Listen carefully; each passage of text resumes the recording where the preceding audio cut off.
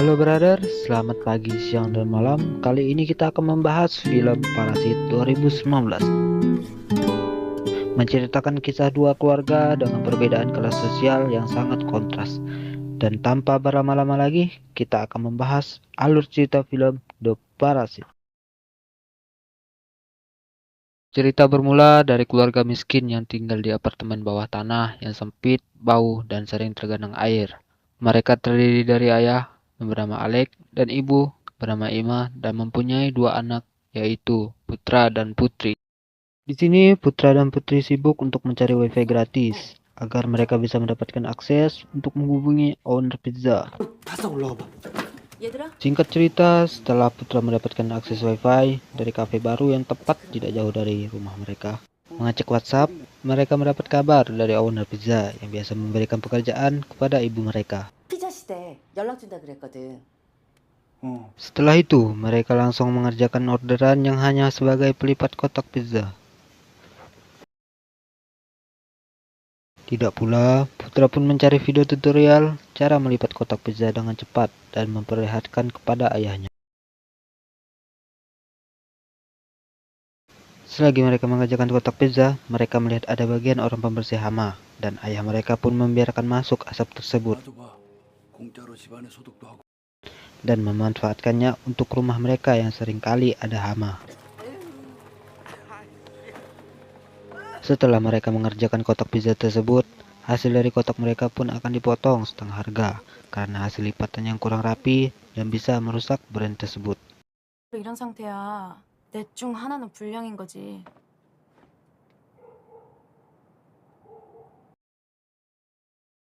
Tetapi Putra dan Putri punya cara agar pembayarannya full tanpa potongan dengan cara menempatkan mereka di pegawai baru. 새로 뽑으실 생각 없으세요? 누나, 우리 사람 뽑아야 돼. Tetapi owner pun merasa lebih baik untuk mengafulkan gaji mereka tanpa harus menempatkan mereka menjadi pegawai baru.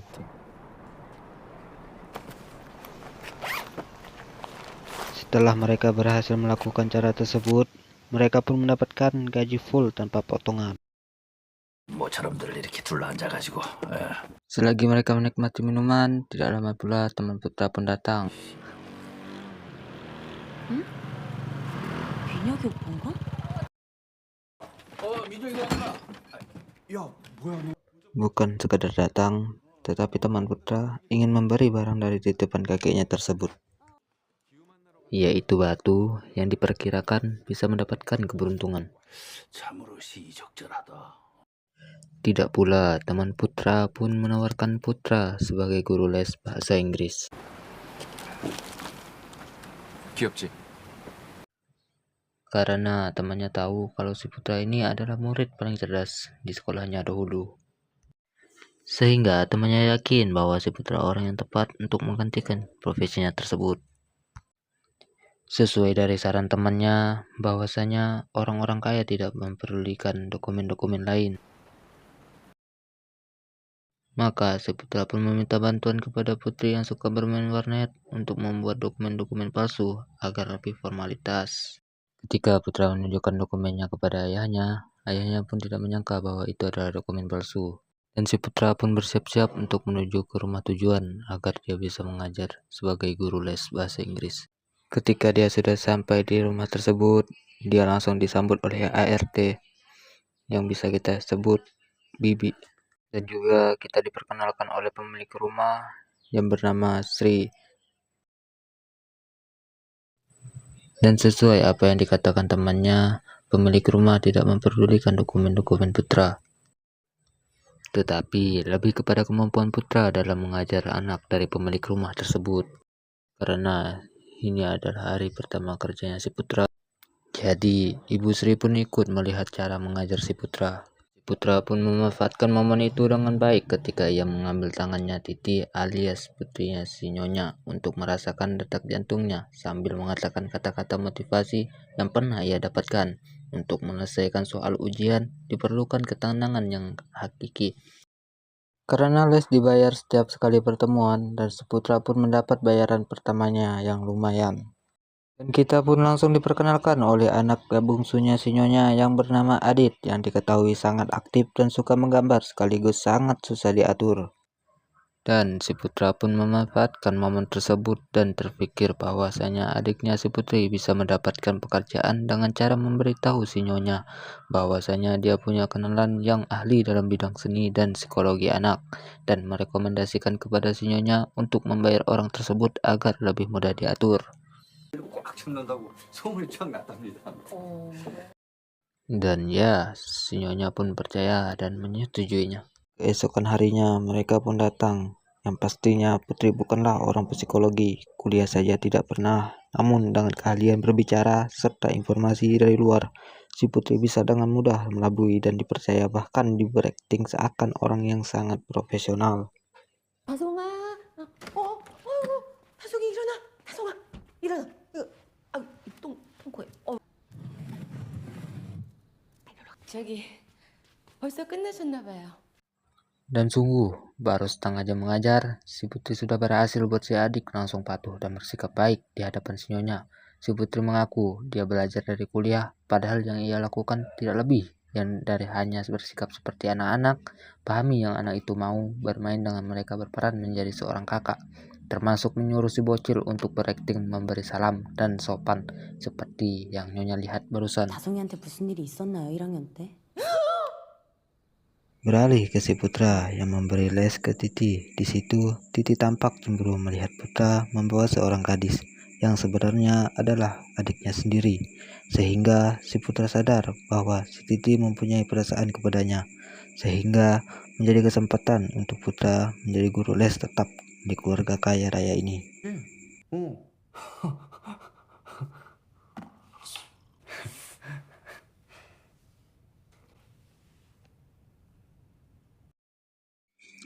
Tidak lama pula suami Nyonya pulang. Kita panggil saja si Tuan. Melihat si Putri pulang sendirian, si Tuan pun menyuruh supir pribadinya mengantarkan pulang. Yang dalam perjalanan, si supir dengan baik ingin mengantarkannya pulang tepat langsung ke rumah. Tetapi mereka tahunya si Putri adalah orang sukses yang baru pulang kuliah dari luar negeri.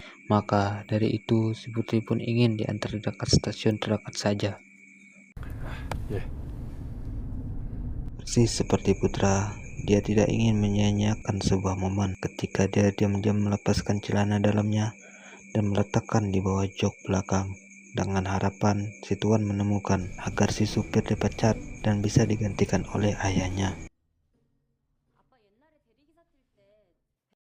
Dan benar saja, ketika Tuan pulang dari kerja, tidak sengaja menjatuhkan lembaran kertas.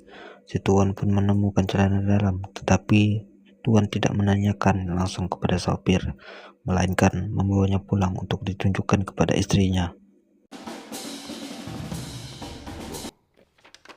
Sama seperti si Tuan, Nyonya pun tidak percaya apa yang terjadi. Mereka berdua pun berpikir yang aneh-aneh dengan supir pribadi mereka, yang karena mereka adalah orang-orang terhormat yang menjaga nama baik. Tuan dan Nyonya pun berencana untuk memecat si sopir dengan alasan lain yang tidak ada hubungannya dengan masalah ini. Tanpa mereka sadari, si Putri diam-diam mendengar percakapan itu. Dan sebelum dia pulang, si Putri pun dengan halus memancing Nyonya agar membicarakan alasan tentang pemecatan si supir. Sehingga disitulah si Putri langsung mengambil kesempatan merekomendasikan seorang supir profesional yang 30 tahun bekerja dan tiada lain adalah ayahnya sendiri. I'm deadly serious. Di mana si ayah kebetulan pernah menjadi sopir transportasi umum dan si Putra pun langsung membawa ayahnya ke sebuah showroom mobil agar ketika ayahnya bekerja, si ayah tidak canggung dalam mengeksekusinya. Hasilnya, si Tuan puas dengan hasil dari rekomendasi oleh si Putri. Persis seperti kedua anaknya, si ayah benar-benar pintar akting untuk membuat si Tuan nyaman saat disetir olehnya. Ia pun langsung diterima menjadi sopir pribadi di keluarganya si Tuan.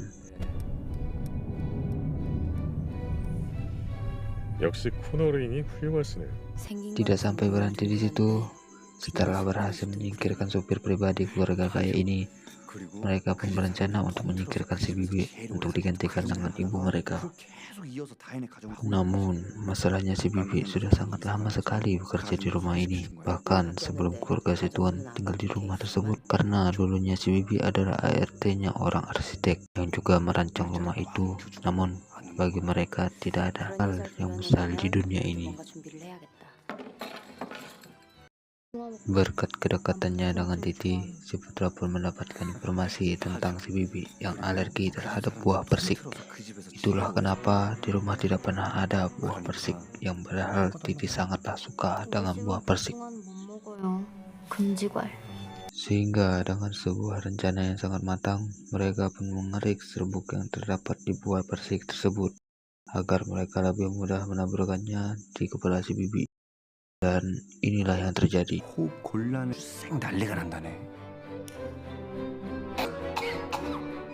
Ke tahap berikutnya, si Bibi sedang mengantri ke dokter karena alerginya. Si ayah pun berpura-pura selfie tepat di belakang Bibi.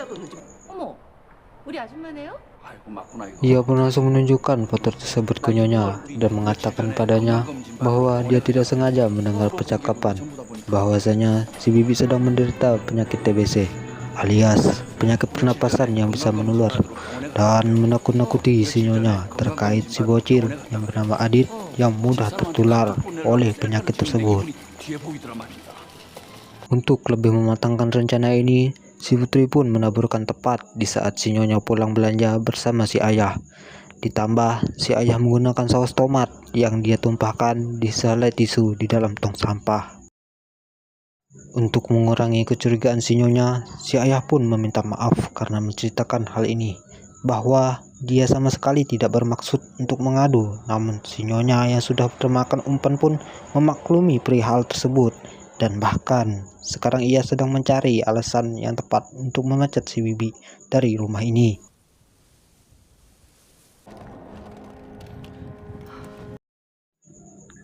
Keesokannya, sepulang dari kantor, si Tuan pun curhat kepada ayah tentang istrinya yang baru saja memecat si Bibi, di mana si ayah langsung melancarkan tahap terakhirnya, yaitu memberikan sebuah kartu nama perusahaan palsu yang menyediakan jasa pelayanan seperti supir, ART, dan lain-lain untuk mengganti si Bibi di rumahnya. 안녕하세요. 얘기 들어보니까 완전 회원제라고 하던데요. Alhasil, seluruh anggota keluarga Kim pun bekerja di satu rumah yang sama, tanpa majikannya mereka mengetahuinya. Tetapi, si bocil tidak sengaja mencium aroma si ayah yang ternyata sama dengan si ibu. 똑같다. 둘이 냄새가 똑같아. 뭔 소리야? Beruntung itu disadari oleh si bocil, sehingga Tuan dan Nyonya tidak terlalu curiga. Namun, si ayah dan keluarga nampak lebih memperhatikan sabun dan parfum yang mereka pakai, agar berbeda satu sama yang lainnya. 1 minggu berlalu, Tuan dan Nyonya beserta anak-anaknya pun akan pergi berkemah selama beberapa hari, sehingga ia menitipkan rumah kepada si ibu, di mana ini menjadi kesempatan untuk mereka menguasai rumah ini, walau hanya sebentar saja. 배송이 강아지 버전이 짱이다. 이거. Bak di rumah sendiri, keluarga Kim pun menikmati semua fasilitas rumah majikan mereka tanpa izin, bahkan mabuk-mabukan minum alkohol si milik Tuan, di mana si ibu mabuk berat. Ia tidak sengaja mengatai suaminya seperti kecoa yang tidak berguna. Niatnya mungkin bercanda, tetapi si ayah rupanya sensitif, sehingga ia spontan pun mengarah baju si Bibi. 왜 그래요?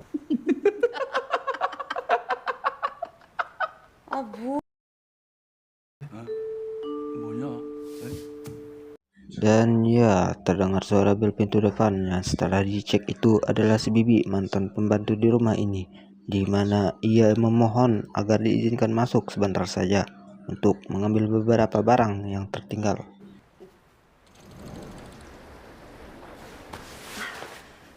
죄송합니다. Karena ingin si Bibi cepat pergi, si ibu pun membiarkan Bibi sendirian di ruang basement. Dan karena ayah takut si Bibi punya rencana jahat untuk menyingkirkan mereka di rumah ini, Si ibu pun disuruh mengikuti ke ruang basement yang ternyata ada sebuah bunker rahasia di belakang lemari. Yang alangkah terkejutnya si ibu saat baru menyadari jika selama ini ada seorang pria yang hidup di sana dan ternyata adalah suami bibi itu sendiri. 같은 일 하는 사람끼리 그저 충숙이 언니. Ternyata sudah 4 tahun lebih si bibi menyembunyikan suaminya di bunker rahasia ini. Dan itu terjadi setelah suami terlilit hutang dan dikejar-kejar oleh banyak rentenir. Si bibi secara rutin memberikan stok makanan setiap larut malam ketika tuan dan nyonya sudah tidur. Sehingga keberadaan pertemuan ini tidak ketahuan sampai akhirnya si bibi dipecat dari pekerjaannya. Dan ya, si ayah dan anaknya pun terjatuh dengan si putri yang tidak sengaja memanggil si ayah. Sehingga bibi melihat itu pun langsung mengambil ponsel dan mengancam akan mengirimnya ke nyonya. 사모님 번호로 전송할까 하는데 어떻게들 생각하셔? Alhasil, keluarga Kim pun tidak bisa berbuat apa-apa ketika si bibi dan suaminya naik ke atas dan menunggu kepulangan tuan dan nyonya. Sambil mengancam akan mengirimkan video tersebut dan tiba di mana mereka berdua lengah, keluarga Kim pun langsung bergerak cepat dan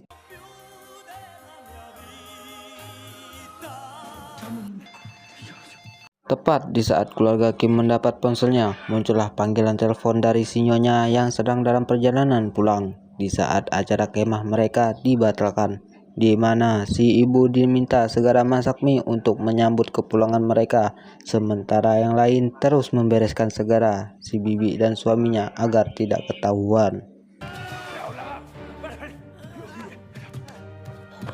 Dengan cepat, mereka pun langsung melakukan tugasnya masing-masing. Putra dan putri membereskan ruang keluarga yang berantakan, sementara si ayah mengurus si bibi dan suaminya untuk diikat di dalam bunker. Dan tepat di saat tuan dan nyonya sampai di dalam rumah, bibi yang sempat akan lari keluar pun langsung ditendang si ibu, hingga membuat kepalanya terbentur di tembok.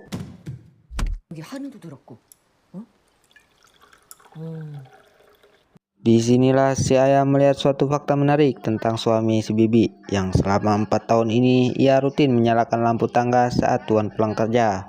Mereka mengira itu adalah lampu otomatis, padahal suami bibi lah yang menyalakannya secara manual sesuai langkah kaki yang ia dengar, dan ia tidak lupa mengucapkan tanda terima kasih dalam tanda Morse yang dalam selama ini dia tinggal di rumah tuan dan nyonya tersebut. Setelah semuanya aman, si ayah dan si putra pun keluar tepat di saat Titi pergi ke dapur untuk makan.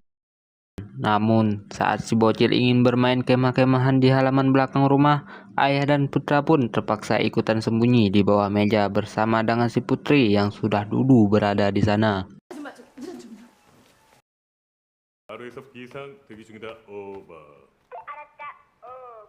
Karena si bocil ingin tidur langsung ke dalam tenda, tuan dan nyonya pun terpaksa tidur di atas sofa sambil mengawasi Adit dari dalam rumah. Sehingga ayah, putra, dan putri pun tidak bisa pergi kemana-mana sampai tuan dan nyonya pergi dari ruang keluarga. Disinilah si ayah mendengar perkataan yang tidak menyenangkan keluar dari mulut tuan dan nyonya ketika mereka membicarakan tentang sosok si ayah yang memiliki aroma tubuh yang sangat bau dan kumuh seperti orang miskin yang melarut. Mereka tidak pernah menegur si ayah karena takut tersinggung, tapi justru si ayah malah lebih merasa sangat sakit hati dengan perkataan keduanya yang terkesan mengejek dan menginjak-injak harga dirinya.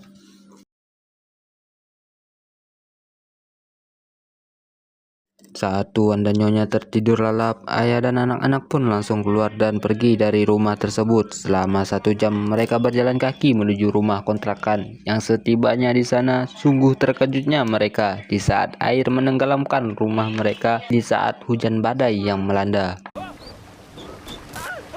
Dan di saat menyelamatkan barang, disitulah si putra melihat batu keberuntungannya mengapung. Si putra pun memutuskan untuk membawanya.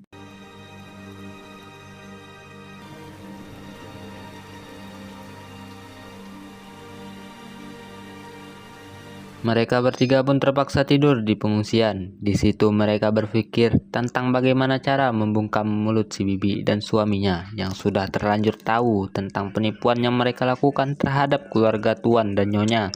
yang setelah beberapa menit berpikir, ayah pun memilih untuk pasrah dan mengikuti alur ceritanya saja.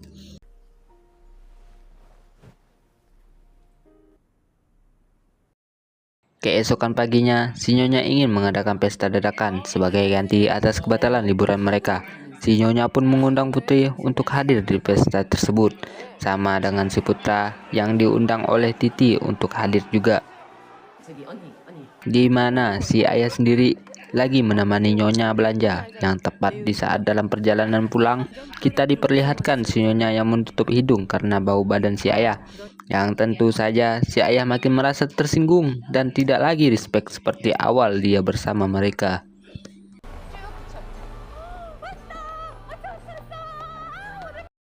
Siang harinya, di saat tamu undangan sudah datang, Tuan pun meminta si ayah membantunya memberi kejutan untuk berakting seperti suku Indian. Si ayah yang sudah kehilangan respect terhadap keluarga kaya itu pun sempat mengungkapkan penolakannya. Namun, Tuan pun langsung menyinggung perihal gajinya sebagai supir yang mencakup tugas ini, meskipun itu di luar pekerjaannya.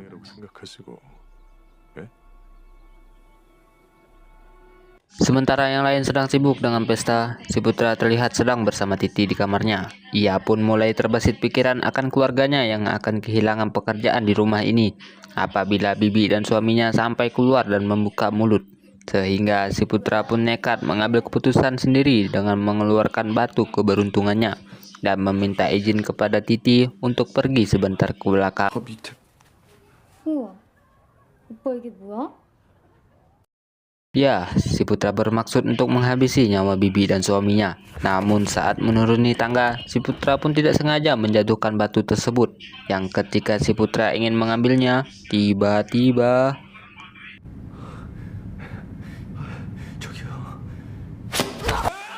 ya, dan suami Bibi pun menghantam langsung kepala si Putra sehingga tidak sadarkan diri. Lantas ia pun langsung naik ke atas dan mengambil sebilah pisau untuk membalaskan dendam kepada keluarga Kim atas kematian si Bibi, istri tercintanya. Yang pertama kali si suami Bibi melihat adalah si Putri.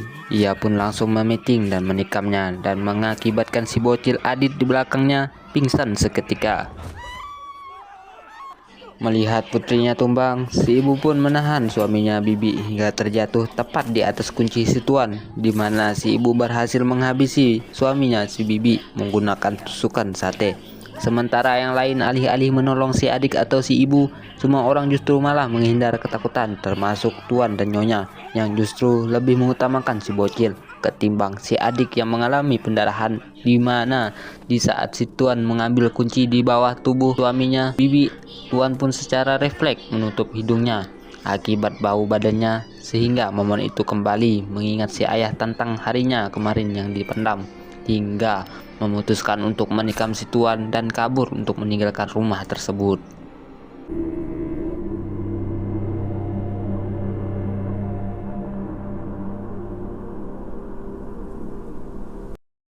Beberapa waktu berlalu, saat insiden tersebut, si Putra akhirnya pulih dari koma dengan geger otak yang menyebabkan ia terus tertawa dan tersenyum dan tak terkendali. Sempat dipenjara bersama si ibu selama beberapa bulan atas kasus penipuan dan pemalsuan. Keduanya akhirnya dibebaskan dan langsung ke tempat penyimpanan abu si Putri yang sudah dikremasi akibat insiden waktu itu.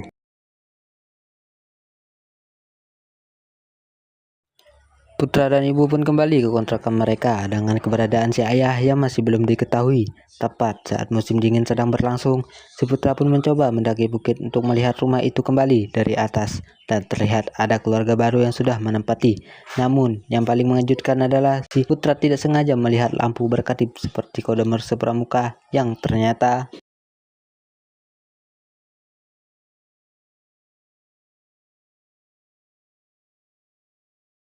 kode Morse itu adalah berasal dari ayah yang masih hidup bersembunyi di dalam bengkel. Rupanya waktu itu si ayah tidak benar-benar kabur keluar, melainkan masuk ke dalam bengkel melalui garasi yang terbuka. Selama berhari-hari setelah insiden itu, si ayah terus kelaparan karena rumah ini tempat kejadian perkara.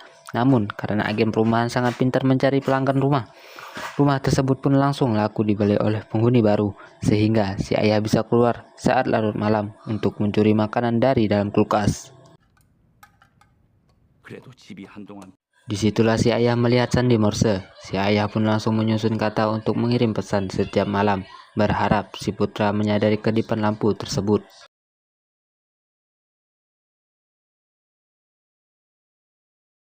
Setelah mengetahui si ayah baik-baik saja, si putra pun bertekad bekerja dan mencari uang sebanyak mungkin, sehingga cukup untuk membeli rumah tersebut dan bisa mengeluarkan ayahnya dari dalam bengkel.